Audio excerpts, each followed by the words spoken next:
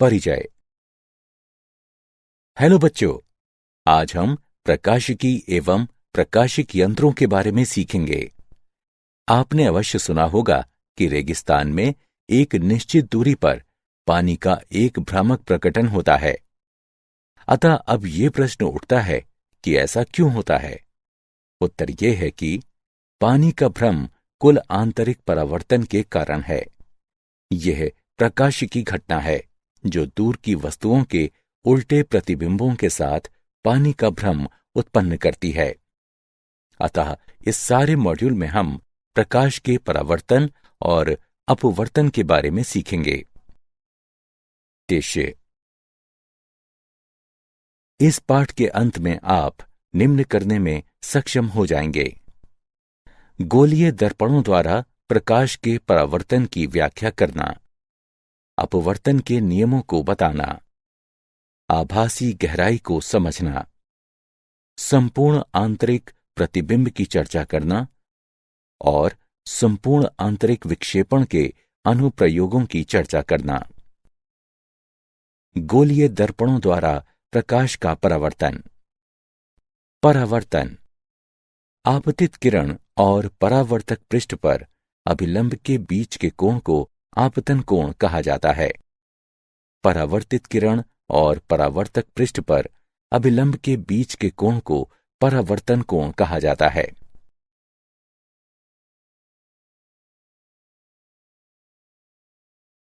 परावर्तन के नियम। आपतन कोण परावर्तन कोण के बराबर होता है। आपतित किरण, परावर्तित किरण और पृष्ठ अभिलंब एक ही समतल पर अवस्थित रहती हैं। परावर्तक पृष्ठ समतल या वक्र हो, यह नियम प्रत्येक बिंदु पर लागू होता है। गोलीय दर्पण। गोलीय सतह के एक भाग से बने दर्पण को गोलीय दर्पण कहा जाता है। दो प्रकार के गोलीय दर्पण होते हैं: अवतल दर्पण और उत्तल दर्पण। गोलीय दर्पण जिसमें प्रकाश इसके अंदर अवतल सतह से परावर्तित होता है, उसे अवतल दर्पण कहा जाता है। गोलीय दर्पण जिसमें प्रकाश इसके बाहरी उत्तल सतह से परावर्तित होता है, उसे उत्तल दर्पण कहा जाता है। गोलीय दर्पण की त्रिज्या R वक्रता की होती है और इसकी वक्रता का केंद्र बिंदु C पर स्थित होती है। एक गोलीय दर्पण के ज्यामितीय केंद्र P को ध्रुव कहा जाता है। ध्रुव और गोलीय दर्पण के वक्रता के केंद्र को जोड़ने वाली रेखा को मुख्य अक्ष कहा जाता है। चिन्ह परिपाटी। आपतित किरण की दिशा में नापी गई दूरियों को धनात्मक माना जाता है और जिनको विपरीत नापा जाता है उनको ऋणात्मक माना जाता है। ऊपर की ओर मापित ऊंचाइयों को धनात्मक और अधोमुखी मापित को ऋणात्मक माना जाता है। गोलीय दर्पणों की फोकल दूरी। जो किरणें एक गोलीय दर्पण के मुख्य अक्ष के निकट गमन करती हैं और इसके साथ छोटे कोण बनाती हैं, उनको पैराऑक्सियल यानी उपाक्षीय किरणें कहा जाता है। बिंदु F को दर्पण का मुख्य फोकस कहा जाता है। ध्रुव और फोकस के बीच FP दूरी को गोलीय दर्पण की फोकल दूरी कहा जाता है, जिसको F द्वारा निरूपित किया जाता है। फोकल दूरी और वक्रता त्रिज्या के बीच संबंध। अवतल दर्पण द्वारा बनाए गए प्रतिबिंब। जब वस्तु बिंदु C से परे है तो प्रतिबिंब होगा C और F के बीच में, वास्तविक और उल्टा, वस्तु से छोटा। जब वस्तु बिंदु C पर है तो प्रतिबिंब होगा C पर, वास्तविक और उल्टा, ऊंचाई में उतना ही जितनी की वस्तु है। अवतल दर्पण द्वारा बनाए गए प्रतिबिंब। जब वस्तु बिंदु C और F के बीच है तो प्रतिबिंब होगा C से परे, वास्तविक और उल्टा, वस्तु से बड़ा। जब वस्तु बिंदु F और P के बीच है तो प्रतिबिंब होगा दर्पण के बीच में, अवास्तविक और सीधा, वस्तु से बड़ा। दर्पण समीकरण। दिया गया चित्र एक वस्तु AB और उसके प्रतिबिंब A-B- को दर्शाता है, जो फोकल दूरी F के अवतल दर्पण से बना है। MP पैराएक्सियल किरणों के लिए CP पर एक सीधी रेखा को लंब रूप में लिया जा सकता है। तब दो समकोणीय त्रिकोण A-B' और MVF एक समान हैं, ताकि A-B' बटे MP बराबर B' बटे FP बराबर B' घटा FP बटे FP। चूंकि MP बराबर AB, तो हम लिख सकते हैं A' बटे AB बराबर B' घटा FP बटे FP। इसका एक नाम रखें। चूंकि कोण APB बराबर कोण A'-PB' समकोणीय कोण ABP और A'-B' भी एक समान हैं, ताकि A'-B' बटे AB बराबर B'-P बटे BP। इसका दो नाम रखें। समीकरण 1 और 2 की तुलना करने से हम पाते हैं B'-P घटा FP बटे FP बराबर B'-P बटे BP। इसका नाम 3 रखें। चिन्ह परिपाटी को लागू करने पर हमको मिलता है वस्तुओं की दूरी BP बराबर घटा U, प्रतिबिंब की दूरी B'-P बराबर घटा V, फोकल दूरी FP बराबर घटा F। इसलिए समीकरण 3 को घटा V घटा का घटा F बटे घटा F बराबर घटा V बटे घटा U तक कम किया जा सकता है, या 1 बटे V जमा 1 बटे U बराबर 1 बटे F। इस समीकरण को दर्पण समीकरण के रूप में जाना जाता है।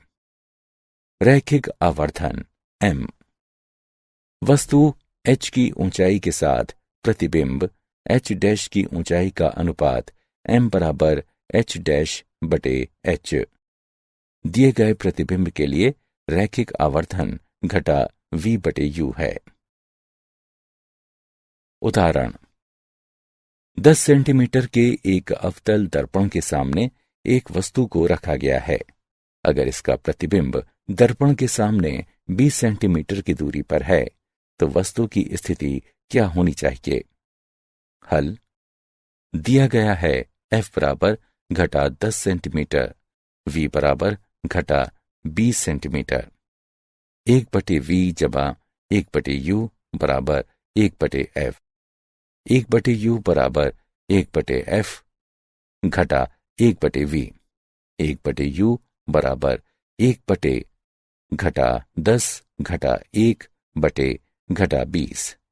इसका तात्पर्य है 1 बटे U बराबर घटा 1 बटे 10 जमा 1 बटे 20। 1 बटे U बराबर घटा 2 जमा 1 बटे 20।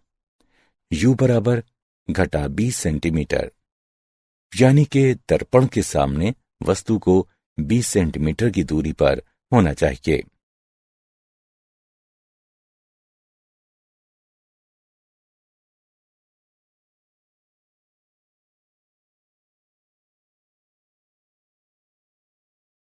अपवर्तन।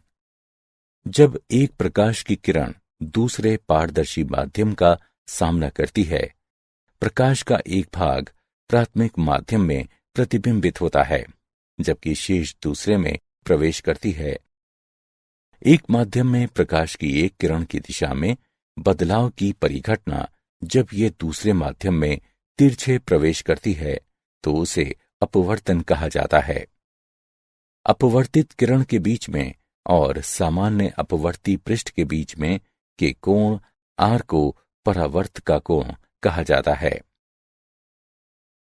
अपवर्तन के नियम। अपवर्तन के नियम। आपतित किरण, अपवर्तित किरण और पृष्ठ अभिलंब एक ही समतल में होते हैं। आपतन कोण I के साइन का अनुपात और अपवर्तन कोण R का साइन माध्यम के एक दिए गए जोड़े के लिए स्थिरांक है। इस नियम को स्नेल का नियम कहते हैं। गणितानुसार स्नेल का नियम देता है साइन I बटे साइन R बराबर n21, जहां n21 स्थिरांक है। इसको माध्यम 1 के संबंध में माध्यम 2 का अपवर्तनांक कहा जाता है। अगर n21 बड़ा है 1 से तो अपवर्तित किरण अभिलंब की ओर झुक जाती है। अगर n21 छोटा है 1 से तो परावर्तित किरण अभिलंब से दूर झुकती है। एक माध्यम का अपवर्तनांक जितना ऊंचा होगा, प्रकाशिकीय स्तर पर वो उतना ही घना होगा। आभासी गहराई। अपवर्तन के कारण वस्तु दूसरे माध्यम जैसे पानी में उठती हुई मालूम होती है। पूर्ण आंतरिक परावर्तन। जब प्रकाश की एक किरण सघन से विरल माध्यम में परिधि पर आपतित होती है, ये अभिलंब से दूर मुड़ जाती है। आपतन कोण में बढ़ोतरी के साथ अपवर्तन कोण बढ़ता है। सघन माध्यम में किसी निश्चित आपतन कोण के लिए विरल माध्यम में तत्संबंधी अपवर्तन कोण 90 डिग्री होता है।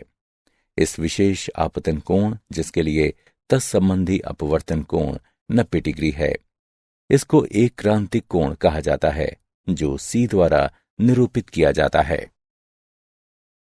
अगर आपतन कोण क्रांतिक कोण से परे बढ़ता है, परावर्तन के नियमों का पालन करते हुए आपतित किरण सघन माध्यम में वापस आ जाती है। इस परिघटना को पूर्ण आंतरिक परावर्तन कहा जाता है।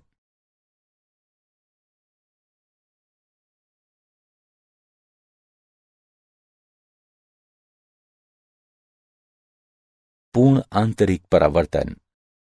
पूर्ण आंतरिक परावर्तन के लिए स्थितियां। किरण को सघन माध्यम से विरल माध्यम में अवश्य गुजरना चाहिए। दिए गए माध्यम के जोड़े के लिए सघन माध्यम में आपतन कोण क्रांतिक कोण से अवश्य बड़ा होना चाहिए। माध्यमक के अपवर्तक सूचकांक और कोण में संबंध। अगर ND और NR सघन और विरल माध्यक क्रमानुसार अपवर्तक सूचकांक हैं, तब स्नेल के नियम से साइन I बटे साइन R बराबर NR बटे ND।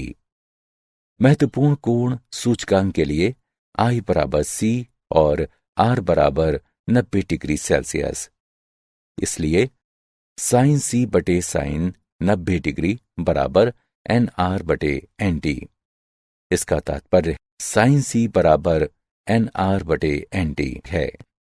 अगर दुर्लभ माध्यम में VR प्रकाश की गति है और VD वो भी घने माध्यम में, तब साइन C बराबर VD बटे VR।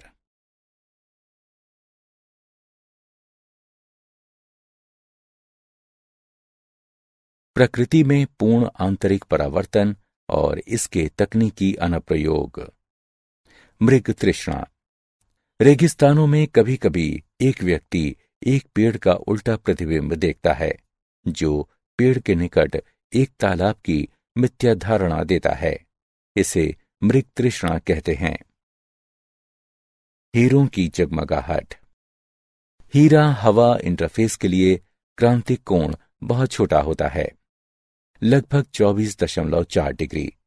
जब बाहरी स्रोत से प्रकाश अच्छी तरह से कटे हीरे में प्रवेश करता है, हीरा अपने अंदर अनेक पूर्ण आंतरिक परावर्तनों को झेलता है। जब किसी पृष्ठ पर आपतन कोण 24.4 डिग्री से कम होता है, केवल तब अपवर्तन हो सकता है। इस प्रकार हीरे में सभी दिशाओं से प्रवेश करने वाला प्रकाश किन्हीं दिशाओं से बाहर निकलता है। इसलिए इन दिशाओं से देखने पर हीरा जगमगाता नजर आता है।